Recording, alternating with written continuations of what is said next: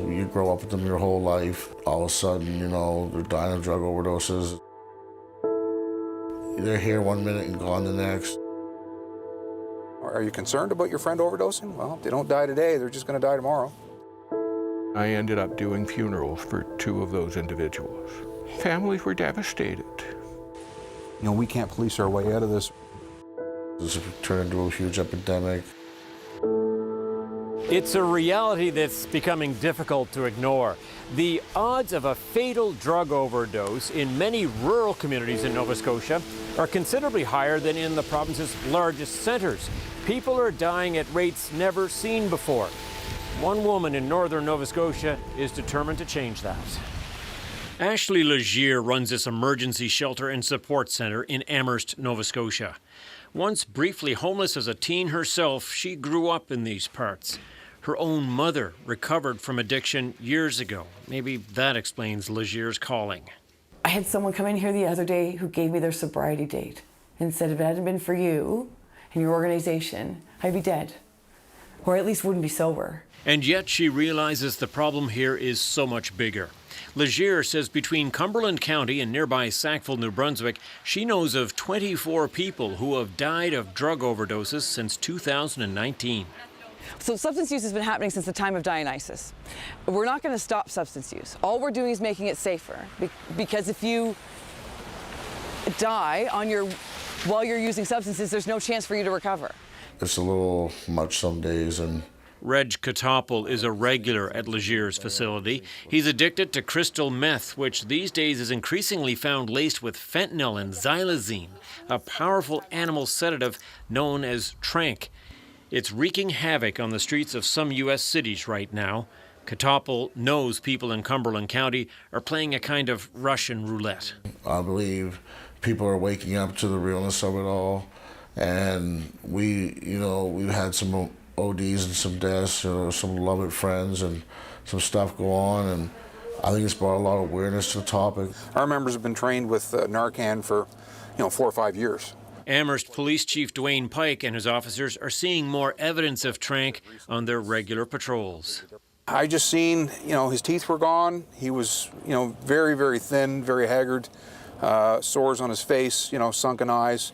And you could just really see where it took an enormous toll on that person's, physical well-being. And to you, that's evidence of what kind of drug? That would be, meth, fentanyl, xylazine, those kinds of things. Tranq. And tranq, yeah. So this fella here? Yeah.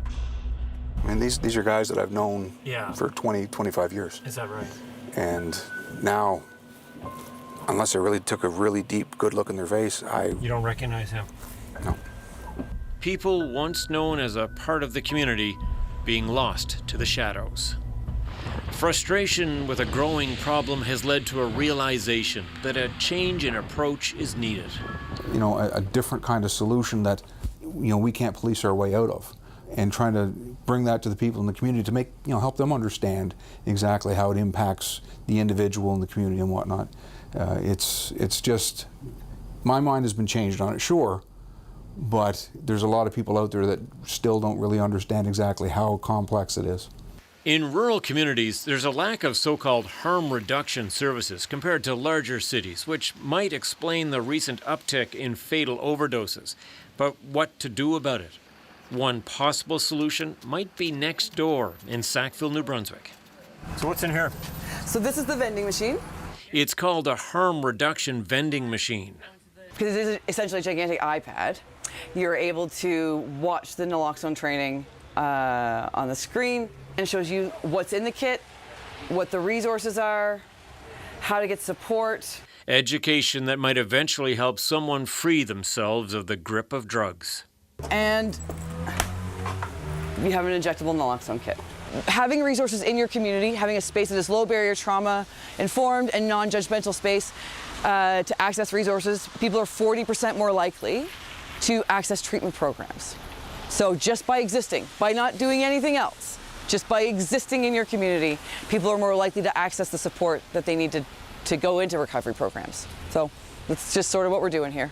There was some pushback in the community. Were they aiding drug abuse, some asked? But mostly there was desperation to do something to help, according to Minister Lloyd Bruce at the United Church that houses the vending machine. There were 3 overdoses in this community, and I ended up doing funerals for 2 of those individuals. Families were devastated, and they were accidental overdoses. Addicts, by very nature of their addiction, will use. If the machine provides the material that keeps one person alive for another day, and on that next day they just might make a different choice, then it's worthwhile. Now, Leger is trying to get these machines into rural Nova Scotia communities, including Amherst. Meeting people where they are is the key to battling drug addiction, according to artist John Clater. I personally deal with addiction, and one of those is alcoholism. It's why he and Leger are producing zines, comic stories about treatment and recovery to help reach and educate people on the street. I think part of it is it's not institutionalized. It doesn't seem like you're being preached to or educated in that sense. It's you come to it with curiosity, and somebody hands it to you. It's there's no pretension. It's the way that it's being handed around and left on tables and things. It's it's like the internet in real life. Yeah. Leger is also educating bar staff in town on how to spot an overdose and treat it with naloxone or Narcan.